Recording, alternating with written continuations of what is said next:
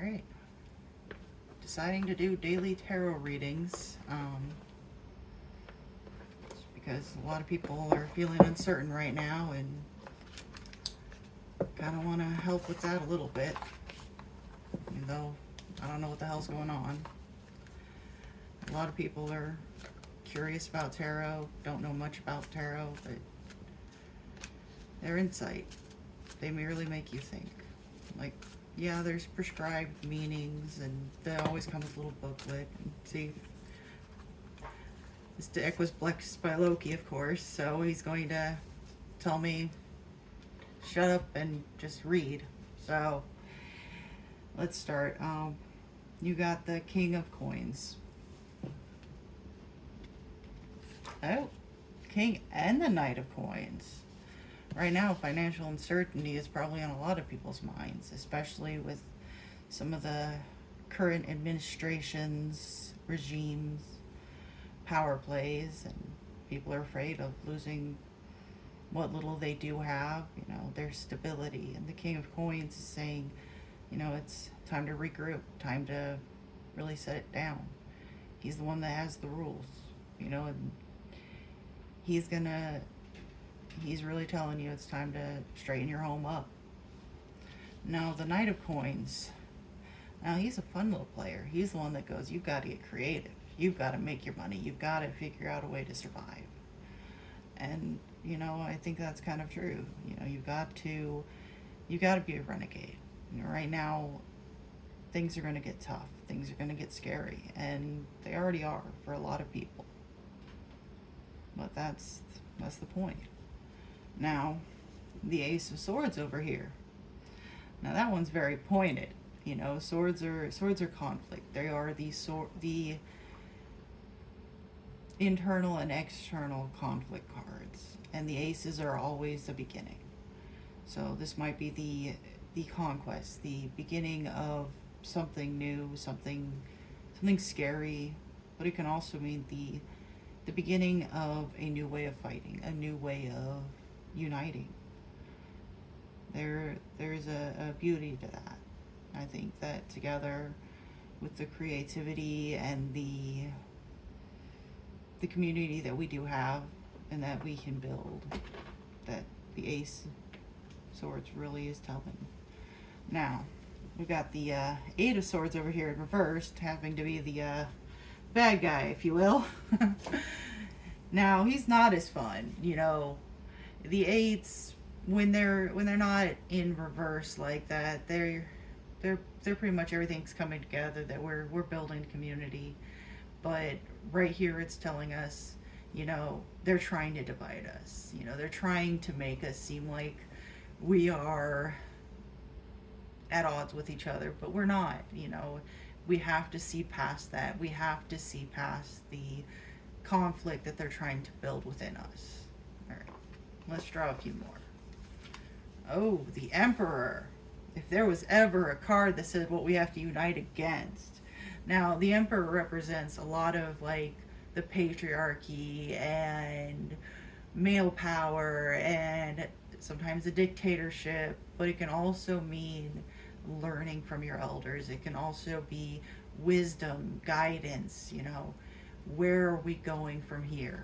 So I think that we can take that meaning as there might be this big bad dictator, but we can go past him. We can look for wisdom, especially from our elders and from the people who've survived other things. All right.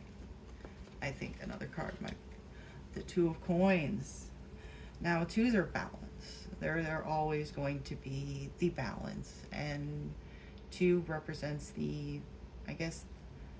this Two of Coins represents the uncertainty we're all feeling, and I'm pulling a lot of cards that mean uncertainty and fear, especially around the economy and conflict. And the Two of Coins really, being reversed like that, we're all uncertain about where these things are going, where these things are coming from.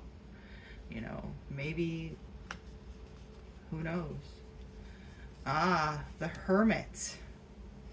This fun little guy. He is the wisdom. He is the you have to separate yourself out from what's going on around you, especially what's going on.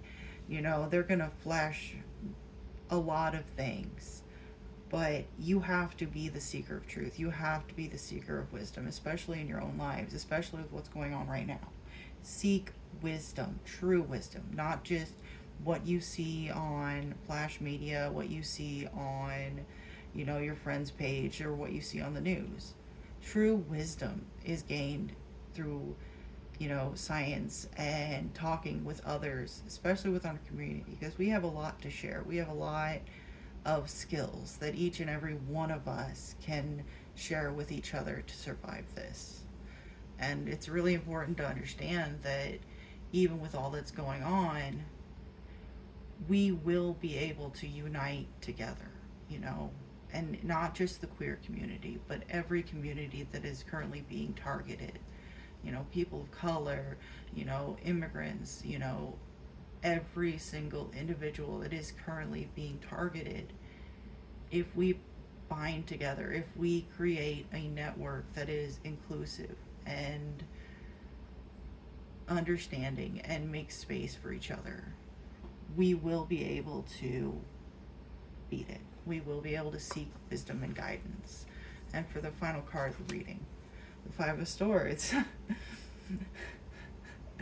The irony in pulling that card, yeah, that card represents a lot, but it's pretty much saying what I'm saying. We have to be inclusive. To fight this battle, we have to be inclusive.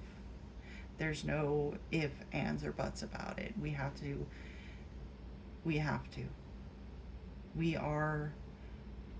are going to face a lot from every side, and we must protect and guard each other. We must keep our community and our lives strong by making each other strong, by building up each other.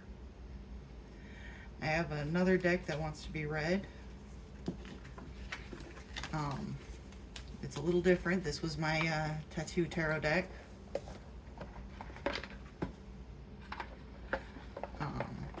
I love that deck. It's been with me for forever. But I also have a deck that is called the Divine Circle. It is a Divine Circus, excuse me. It is an oracle deck, which is read a little bit differently than tarot. See, an oracle deck has some very pointed answers, some very pointed spreads. It's not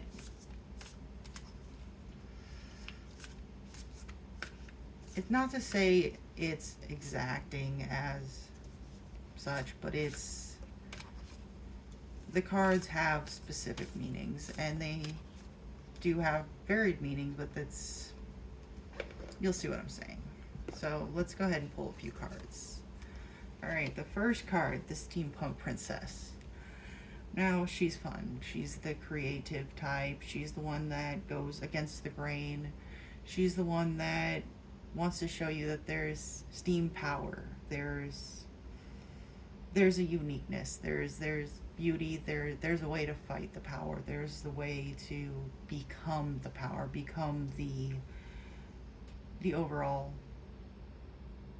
the powerful. You have a way of becoming powerful. You are not powerless. Power of steam. All right.